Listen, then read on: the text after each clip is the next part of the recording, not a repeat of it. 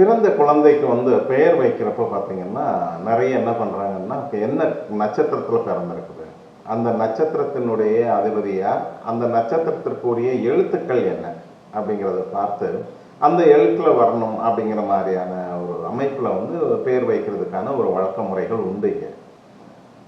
நான் என்ன சொல்றேன் அப்படின்னா, ஒரு பெயர் வைக்கணும் அப்படின்னு சொல்லிட்டு வர்றப்போ, வெறும் இந்த நட்சத்திரம் மட்டும் வந்து எடுத்துக்கிட்டு நீங்க பெயர் வச்சீங்க அப்படின்னாலும், அந்த நட்சத்திர அதிபதி ஒரு சில நேரங்கள்ல அந்த ஜாதகத்துல ரொம்ப மோசமான நிலையில இருக்கார் அப்படின்னு சொல்லி வச்சுக்குவாங்க. ஸோ அந்த நேரத்துல அந்த கிரகத்தினுடைய சம்பந்தப்பட்ட பெயர்களை நீங்க வைக்கும் பொழுது, ஒவ்வொரு தடவையும் அவரை அழைக்கும் பொழுது வந்து பார்த்தீங்கன்னா என்ன ஆகுது, அந்த நீச்ச கிரகத்தினுடைய ஒரு பலன் வந்து அவருக்கு கிடைச்சிக்கிட்டே இருக்கும். ஸோ அதனால என்னதான் அவர் கஷ்டப்படத்தான் போறாரு. ஸோ அதனால பெயர் வைக்கிறதுல வந்து ரொம்ப கொஞ்சம் முக்கியத்துவம் கொடுக்கணும். ஜாதகத்தில் வந்து எந்த கிரகங்கள் வந்து ரொம்ப பலமாக இருக்கிறது, வெறும் பலம் மட்டும் பார்த்தாது, அதனுடைய பதவிகளும் பார்க்கணும்.